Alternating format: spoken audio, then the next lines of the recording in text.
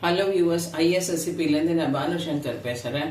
நான் இன்னைக்கு முருங்கைக்காய் வச்சு ஒரு பொரிச்ச குழம்பு பண்ணுறேன். அதை உங்களோட ஷேர் பண்ணிக்கிறேன். அதுக்கு என்ன இன்க்ரீடியன்ஸ் வேணும்னு பார்க்கலாம். 2 ஸ்பூன் உளுத்தம்பருப்பு, இந்த சின்ன ஸ்பூனால் 2 ஸ்பூன் உளுத்தம்பருப்பு, 1 ஸ்பூன் மிளகு, 2 மிளகா வத்தல்.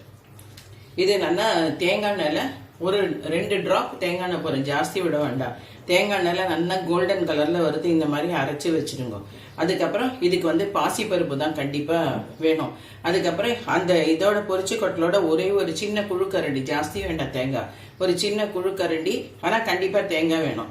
அதையும் போட்டு சேர்த்து அரைச்சி ரெடியாக வச்சிடணும். அதுக்கப்புறமா இந்த முருங்கைக்காய் வச்சு பாருங்க, இந்த மாதிரி உப்பு மஞ்சப்பொடி போட்டு நல்லா ஒரு 75% வேக விடணும். இது 75% வெந்த உடனே இந்த அரைச்சி விட்டதை இதில் கொட்டிடணும். இது நல்லா சேரும். ஒரு 5 நிமிஷம் கொதிச்சா போறோம். எல்லாம் இது பண்ணது தானே உங்களுக்கு, 5 நிமிஷம் இது கொதிச்சதுன்னா போறோம். இது நல்லா ஒரு 5 மினிட்ஸ் நல்லா கொதிச்ச உடனே இந்த பாசி பருப்பு அதோட போட்டு கொதிக்க விடணும். இதை மசிக்கணும்னு அவசியம் இல்லை, அது தானா மசிஞ்சிடும் அதில் போட்ட உடனே. அவ்வளோதான். ஒரு குழுக்கரண்டி பாசி பருப்பு வேக விட்டா போடுறோம். இது 2 பேருக்கு உண்டான பொரிச்ச குழம்பு. இது கரெக்டாக இருக்கும்.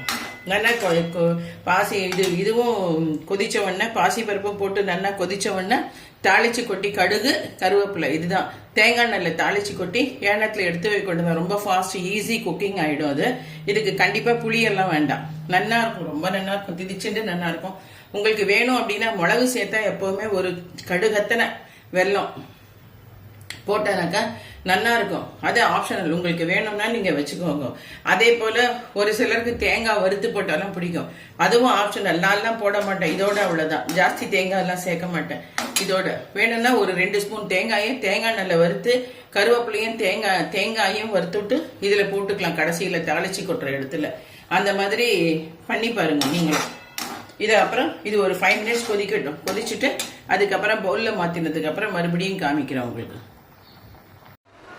இப்போ பாருங்க, எல்லாம் அந்த வெந்த பாசி பருப்பு அரைச்சி விட்ட தேங்காய் எல்லாம் சேர்ந்து ஒன்னா கொதிச்சு இதை பவுல்ல கூட மாத்திட்டு கடுகு தாளிச்சு போட்டாச்சு. அவ்வளவுதான்.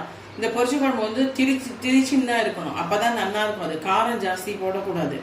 மிளகு தான் மின்னுக்கு வரணும். அதுக்கு மிளகா வத்தல் கம்மியாக தான் இருக்கணும். மிளகா வத்தல் பேருக்கு போட்டா போறோம். பொரிச்ச குழம்பு ரொம்ப நல்லா இருக்கும். நீங்களும் ட்ரை பண்ணி பாருங்க. ட்ரை பண்ணி பார்த்துட்டு உங்களோட ஃபீட்பேக்கை கமெண்ட்ஸ் பாக்ஸில் கொடுங்க. மறுபடியும் கூடிய சீக்கிரம் இன்னொரு டிஷ்ஷோட உங்களை மீட் பண்றேன். அதுவரை உங்களிடமிருந்து விடை பெறுவது ஐஎஸ்எஸ்பி பானுசங்கர். By by.